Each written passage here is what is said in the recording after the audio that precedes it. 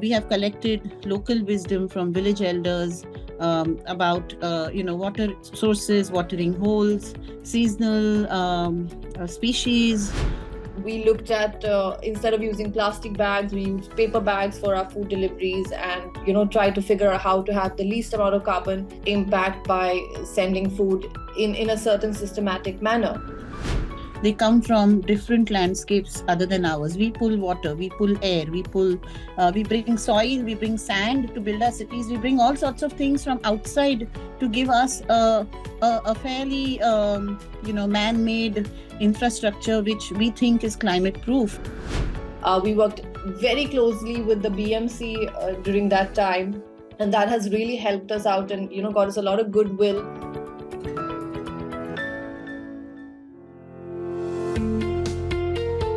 Hello and welcome to a very special podcast series, Unusual Suspects. I'm your host, Gaurav Chaudhary. This is a series about unraveling stories of entrepreneurs, investors, and businesses, and professionals, and of course, philanthropists who are disruptors, yet not in your face. Their disruptions have consistently delivered on the purpose and the mission they've embarked on. Their values are as strong as the mission. Unusual Suspects streams on Earshot.in, Spotify.com, Apple Podcasts, Google Podcasts, moneycontrol.com, and a host of other podcast streaming platforms. In these special episodes, Catalyzing Change, the Power of Family Philanthropy, as part of Unusual Suspects in collaboration with GivingPi, India's first family-focused philanthropy network, we will be talking about the rapidly evolving philanthropic landscape and the paradigm shift that is underway. Philanthropists are increasingly leveraging technology, engaging in collaborative efforts, exploring innovative financial models, and placing a strong emphasis on equity and inclusion in their giving strategies. Together with families and philanthropists, we'll explore diverse giving approaches and evolving perspectives, aiming to inspire a new era of impactful philanthropy, especially in critical and underserved sectors.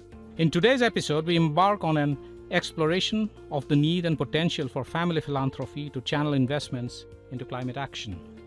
We underscore the interconnected nature of the climate crisis and delve into the pivotal role philanthropy can play in fortifying grassroots initiatives aimed at addressing this global challenge. I'm delighted to have Leena Dandekar, founder of Raintree Family Office and Raintree Foundation. Leena is committed to crafting sustainable, resilient, and thriving ecosystems and is currently focusing on the Velhe region in the Western Ghats, a critical area for climate resilience. I also have Pragya Kapoor, founder and CEO of Ek Saath, the Earth Foundation. Her foundation works to create an environment free from ignorance and exploitation by developing an eco-friendly environment through plantation of trees in urban and rural areas, by eradicating plastic pollution that harms human, aquatic, and wildlife, and to maximize reforestation to protect the wildlife and bring people closer to nature. Welcome to Unusual Suspects, Leena and Pragya. Delighted to have you on the show. Thank you so much, Gaurav, for having us. Thank you, Gaurav. Happy to be here. Leena, first to you. Your work with the Raintree Foundation focuses on grassroots initiatives to combat climate change and its far-reaching impacts. And it's important and very interesting that we are having this conversation at a time when the air in Delhi and large parts of North India has turned, if I may say so, very toxic and very difficult to breathe.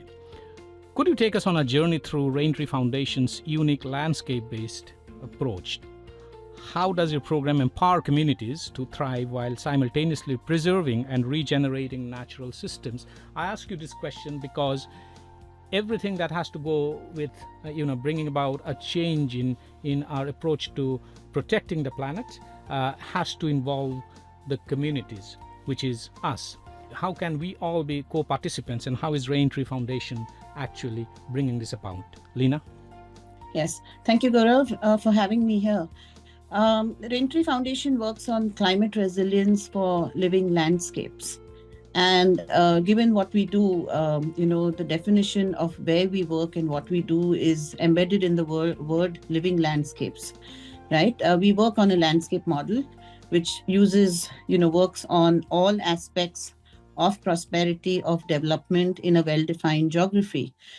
Because we are an environmental focused foundation, our geography is always defined by natural boundaries because that makes it a contiguous logical boundary for nature-based interventions.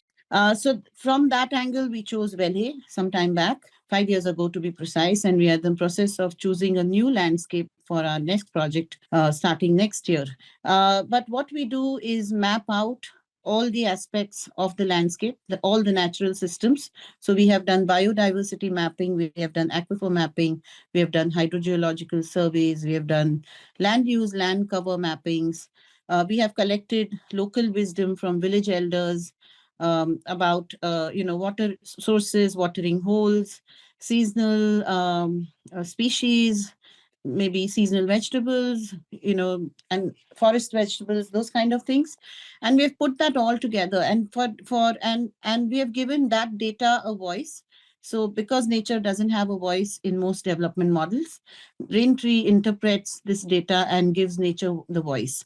But that isn't good enough. You cannot go to a landscape which is the home of people and multiple species of all kinds and tell them what to do from the outside.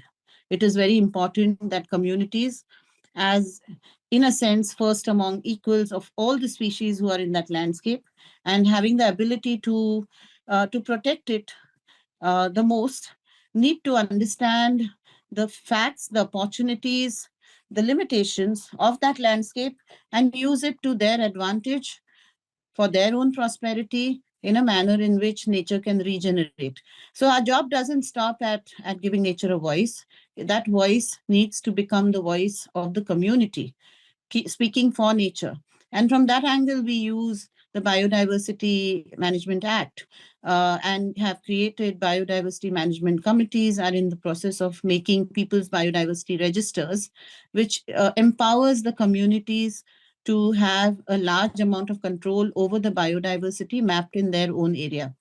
And it also creates a formal forum under our Indian systems to take this forward once we exit, because these can't be 10-year, 15-year plans. These perceptions and attitudes about definitions of prosperity need to be embedded in the community and need to go into the community generation after generation.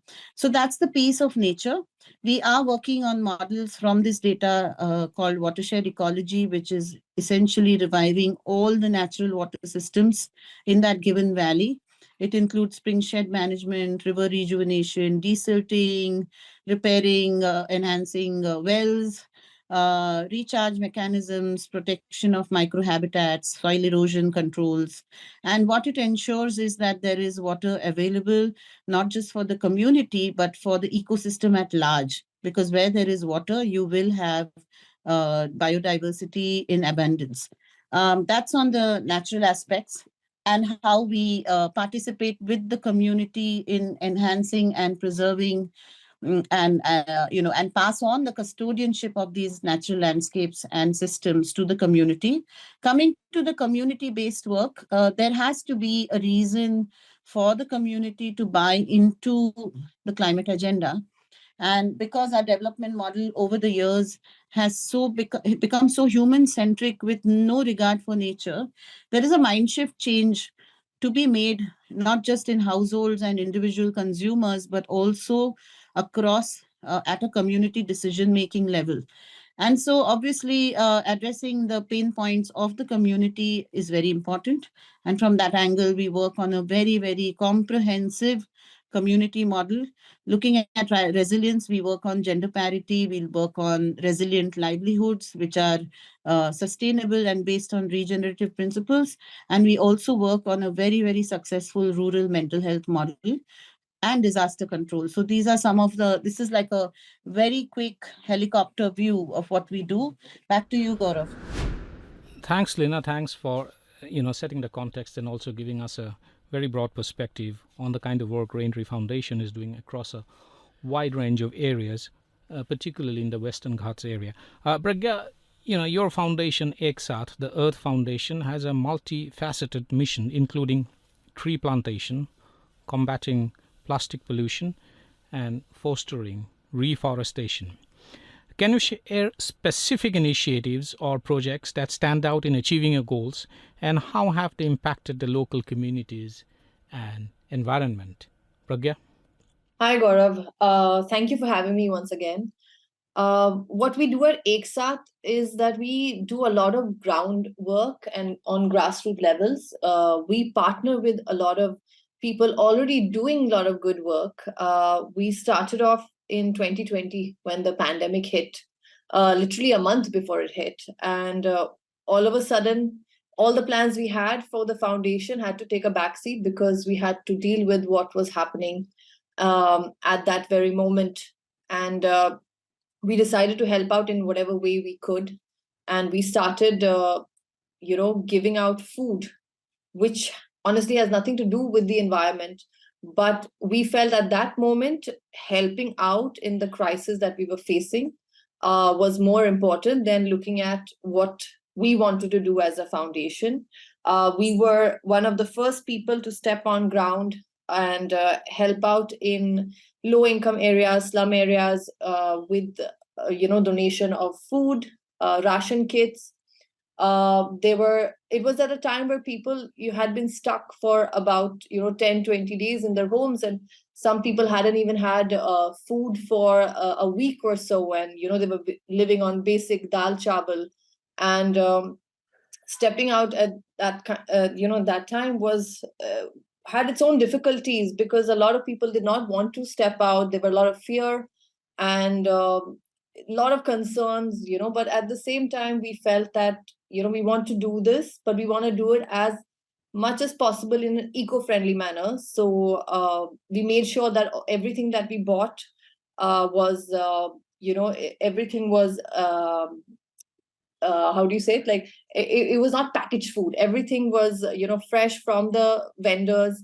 And we looked at, instead of using plastic bags, we used paper bags for our food deliveries, and try to figure out how to have the least amount of carbon impact by sending food in a certain systematic manner.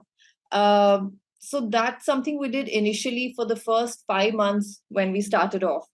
And then when the pandemic kind of lifted is when we got back onto the work that we actually wanted to do. Something that is very close to my heart is waste management. I feel a lot of people already do great work when it comes to forestation and wildlife rescue. Very few people work with waste, and that is something I have noticed overall, that it's not a area which people kind of prefer looking into. So that has been a struggle, but we have now successfully run a beach cleanup for 123 weeks. It's called the Carter Beach Cleanup, and we have joined hands with a local group of people, of citizens who started out this movement, and now together we have managed to keep this going, and successfully so made an impact not only on ground but also by getting the right sort of people involved in terms of the government bodies and corporates to come on board and support this movement. We have now gone from the beach into the mangroves, and we have started cleaning up the mangroves. So that is something that we have been doing. Like I said, for me, the forestation bit is more to keep people happy, because I feel it kind of gives people a good, like a feel good kind of a sense. So we do that honestly just cosmetically, because that's what people want. That's not something that I personally feel there is a need for us to work more upon, because there are already people out there doing great work when it comes to this. So waste management has been something that I've focused on. We have another collaboration going on in the Himalayas. It's called Sustaining Paradise, where we made the first waste collection center in Himachal Pradesh. And it's at a location where there is no way for them to have any waste management facilities. All the waste there used to literally be dumped into the rivers in that area. And we have again successfully now run that for past 3 years, and we have another 10 to 12 centers that have come up. We do this in collaboration with Healing Himalayas, and uh, the success is not only for the fact that it's running, but also the kind of mindset change that has happened in the region, where people are now at source segregating their waste and understanding the kind of impact it has if you don't do it, and how it affects the tourism in the area and the health of the people, health of the land. And that mindset change that has happened is where I feel the success story lies. And of course, again, you're involving the government. They are seeing change and are equally now happy to support and extend the kind of work that we are doing on ground. And now we've just initiated a new project in Bombay itself. It's in an area called Kokri in Vadala, where we have taken up this one community where we are hoping to help them change their mindset towards the waste and now start becoming a low waste area. But the main thought behind this is there is a river that goes, which actually now has kind of become a nala, but was a river that goes straight out into the ocean. So what happens with is that the local people end up throwing all their waste into the nala, and that goes out straight into the ocean. And because of that, there is a big impact, and kind of gets linked back to the work that we do on the beach. The beach, again, is just to raise awareness. The idea is that people should come and see what the problem is, but the work we are doing at Kokri is to go to the root cause of things and make an impact and change mindset, help out where government bodies are not able to create change along with them. We always work with people because that's why we called ourselves Ek Saath, because we want to join hands with people. We want people to come together for us to actually see some change. So that's a new project we've just started. We've also started doing cleanups at the Elephanta Caves, which is a UNESCO heritage site. So these are two new projects that we have just started, and we hope that they will make an impact in the coming future. Indeed, it will. And I'm sure the kind of work that you are doing will bring in a lot of impact and also encourage others to join similar or start similar initiatives. Leena, considering the underinvestment in climate initiatives within the ecosystem of Indian philanthropy, especially given the critical need, what strategies do you believe can unlock more capital for climate action? How can funders be encouraged and guided to channel their resources effectively to address the pressing challenges posed by climate change in India? Leena. First thing, I think that people with resources and capital to deploy, not just financial capital, but every other kind of capital to deploy towards a root cause, is to go back to the root of the causes.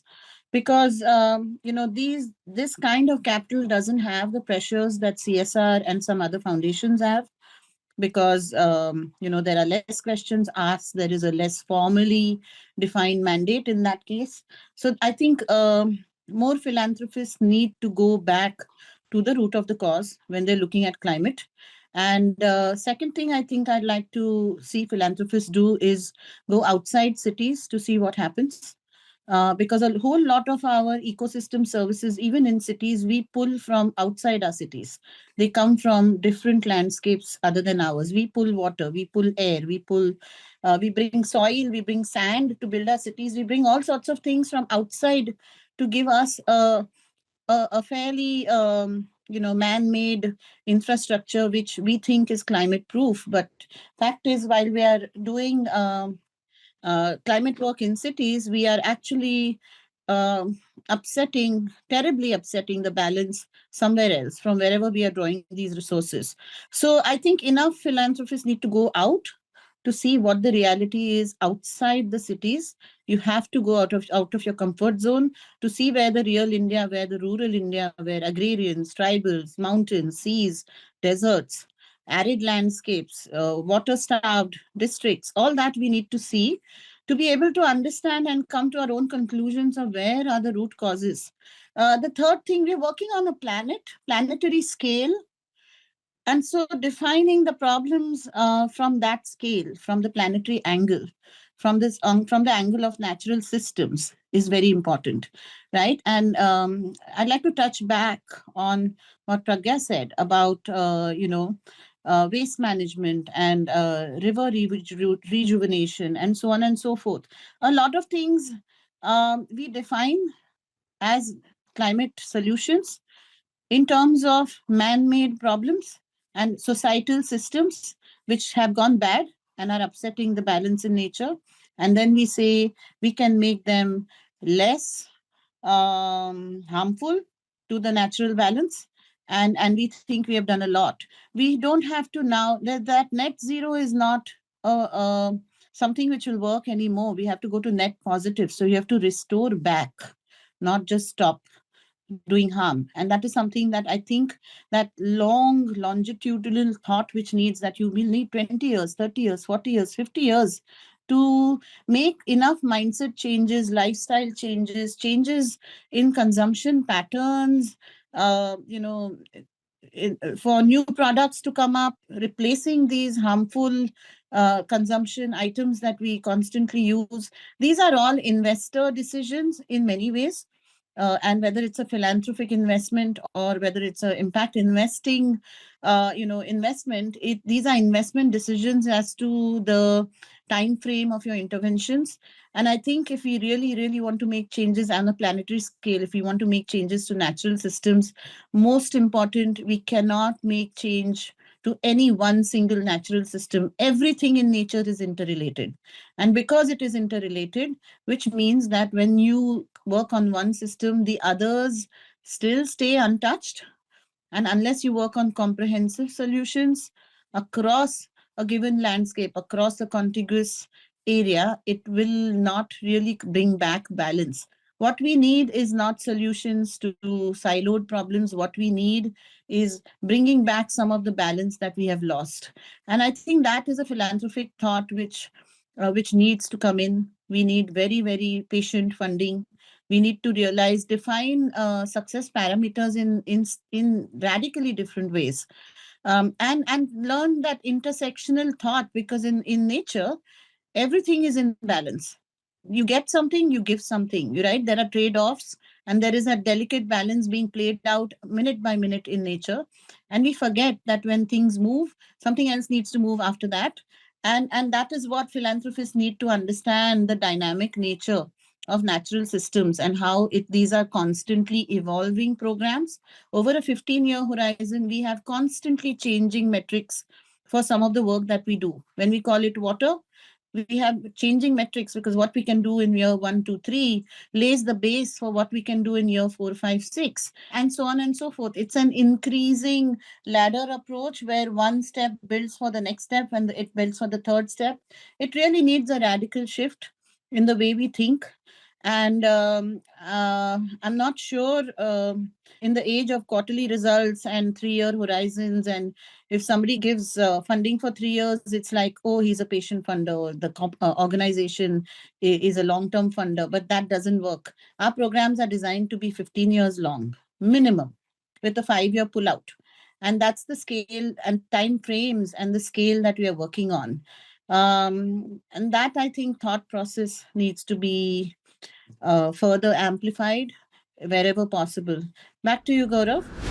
Very interesting insights, Leena, because you do talk about bringing in a radical shift both in attitude as well as approach in trying to deal with climate change, and also having a very long-term approach, and also smashing the silos, if I may say so, in the current thinking and approach, which essentially means that we have to collaborate and collaborate more and more in the years ahead, because as you mentioned, it's not a QSQT kind of a phenomenon. It's not a quarter kind of a phenomenon. It's a 15-year horizon at least that we need to look at, because here we're dealing with climate and the atmosphere. Pragya, how crucial do you think collaboration is in the realm of philanthropy, especially for climate action? Could you share some examples or insights into successful collaborations that have significantly contributed to your mission, Pragya? Gaurav, I named this foundation Ek Saath for this reason only, that there is not one single person who can, make this change. We have to do it together. It has to be a collaborative effort. And I think something which is very important is that we uh, don't look at it from a lens of what am I gaining out of this, or what is good for my NGO, or how do I look good with this. That I has to go. There is only a we, and we have collectively created this problem. Whether we are aware of it or not, it is there. It is done by us, and we have to now collectively, you know, go. I don't want to say back, but forward in you know removing everything that we have done wrong so far and changing our mindset for the future. We have always collaborated. We have always helped out people working at a grassroots level, because what we realize with people working at a grassroots level is that they are working extremely hard at creating that change, but they don't always have the infrastructure when it comes to the kind of paperwork you need when you run an NGO, or the kind of manpower, accounts, legal. That is something, that infrastructure is not always available for everyone. So that's somewhere where we come in and we support people who are already doing amazing work on ground, and facilitate them with in areas which they are lacking in. So whether it was our food donation drive, which we started off, we had a lot of people coming in, joining hands. We worked very closely with the BMC during that time, and that has really helped us out, and got us a lot of goodwill for our other projects in Bombay. The BMC is always on a back end call, supporting us in whatever way required. So it has to be a collaborative effort, not only with the people working on ground, but even the government. And like I said, the philanthropist needs to come in with the mindset that this is not something that's going to change overnight, or you cannot look for result in the first 2-3 years. This is a long term investment into the future of the next generations. It's like you had an analogy of the tree, that the person who plants a tree knows that it's not going to enjoy the shade of it or the fruit of it. It is for the people that are coming afterwards. So you have to have a similar mindset, that though we are doing this work together today, someone else is going to benefit from it. And I think that is our responsibility, because we have somewhere been the catalyst for the kind of situation we are in today. If we had the kind of approach our forefathers had towards living as one with nature, and always being sensitive towards nature, we would not have been where we are today. We would have been in a much more harmonious kind of a world. So I think it is our responsibility to now together come together, and create that future. Back to you, Gaurav. Yeah, thanks, Pragya, because I like the way the emphasis that you laid on having a long-term approach. And on that note, Leena and Pragya, to both of you, actually, let's crystal gaze a bit, particularly in 25 years from now, 24 years to be precise.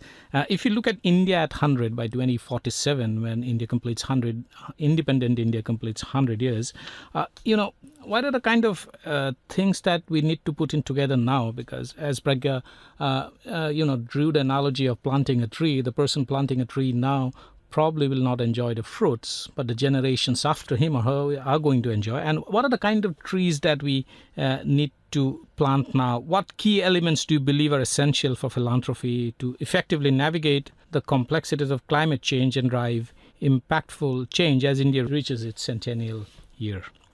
Leena and Pragya. Leena, first to you, then Pragya. Right. Okay. I was talking about the balance in nature. So for me, any plantation has to be endemic, right? Not a single species, and there has to be. I think we don't realize that there are parts of nature we don't see, the microbes, the rhizomes, and so many things in the soil. The soil is, I think, 70% of the natural balance in any landscape, and we don't see that enough. We just plant trees. We plant 5 kinds, when in nature there could be 200 in a given square kilometer. And really, greening is a complex initiative.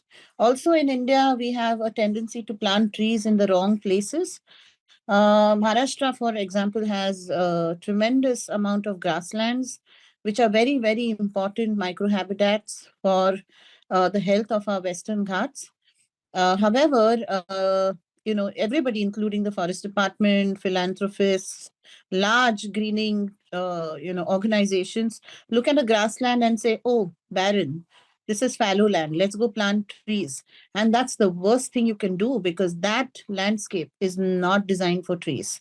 Okay, there are many, many habitats. There are swamps, there are grasslands, there are riverine systems. Everything cannot be a forest. And again, there are various parts of an ecosystem, and we need to protect those, enhance those, so that they play their own part, because the birds which nest in a grasslands are not going to nest in a forest. And if you don't have those birds and those insects which live out their lives in a grassland, for example, will not have the balance in that valley or in that district or county or whatever it is. So I think we do, we again, this is a very siloed approach about greening, about turning back the clock. It doesn't work that way. We have to take radically different shifts into what we want to do. There is also a rewilding initiative which needs to come back, where we've pushed out all our natural, the wildlife from around our villages and townships. There is an area we are evaluating for our next geography that we want to expand into. And because people have left farming their marginal farms, we have some amount of wildlife coming down from the mountains into closer to human habitation. Now, the question for us is whether we design programs around harmonious existence of that wildlife which has already come back, and teach human communities to live alongside them, and use them in wise ways. Maybe there could be ecotourism. Maybe they could play out the part that they used to play out in the natural balance prior to us pushing them back into the mountains. These are all questions of balance. And I don't know whether man, honestly, a human being is equipped enough to be the spokesperson for all species on this earth. So while I understand the need for greening, it seems like a single point agenda to me, unless you have the species and the diversity of species in any given landscape, which bring back the balance between all systems. I don't think we can talk about greening isolated. It needs to have the birds, the squirrels, the mushrooms, the seasonal orchids, and whatever else that might be there, which plays a part in that ecosystem. Yeah, absolutely. Very well said, because it is the balance and the diversity that makes up for this planet, which needs to be, the balance now needs to be restored in all its glory, and all the pillars will have to stand together for this balance to be restored. Pragya, what do you think we need to do to get our act right by 2047, by the time we turn 100? Pragya? So I believe that India as a country has, always been very close to nature.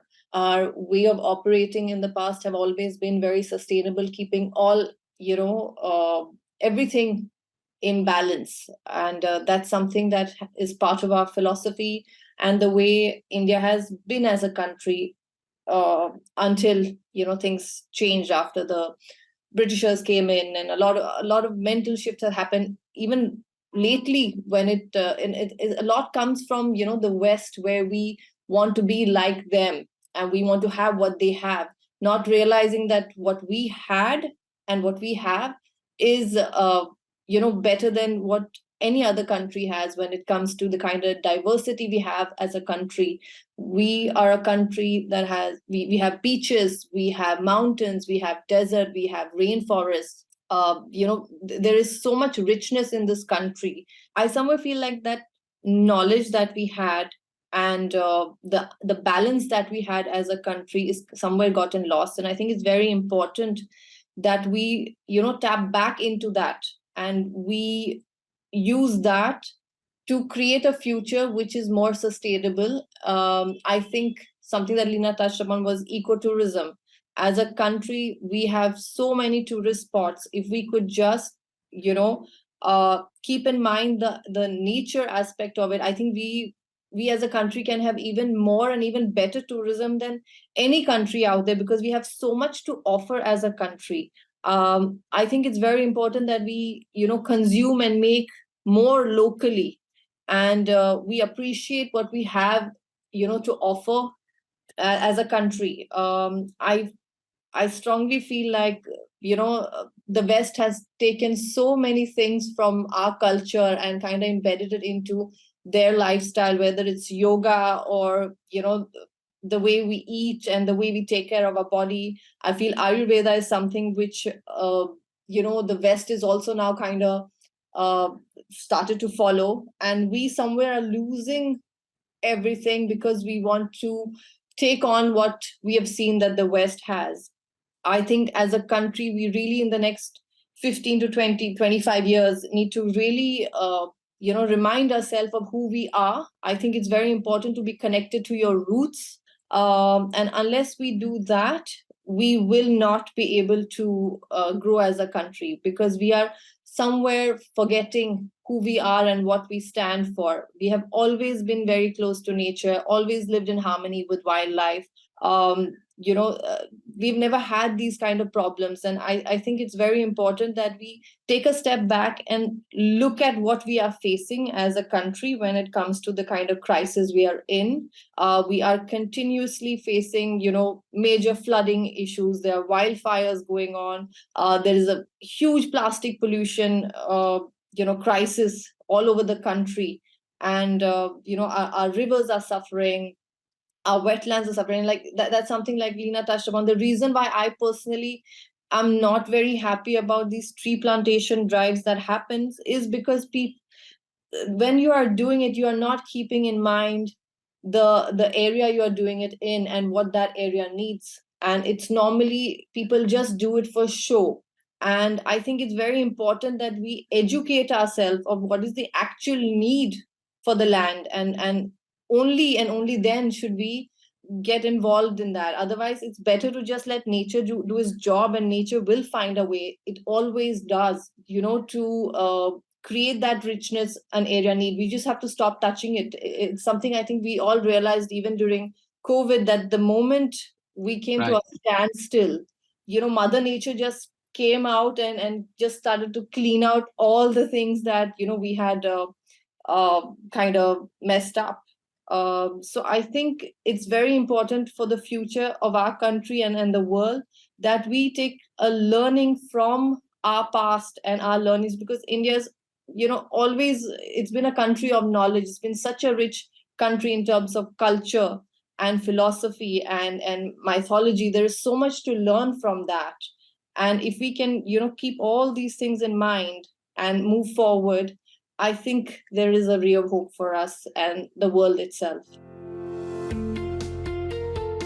Indeed, of course, and I think it's about time that we take a long, hard look at our own selves and the kind of work that we're doing, and also what is the contribution that we can do to actually restore balance in the environment.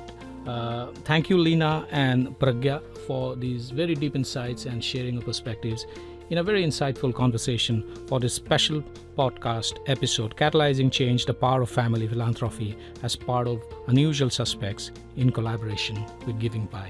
Thank you so much for dropping by to have this conversation with us. Thank you, and pleasure meeting you on this forum. Thank you so much, Gaurav.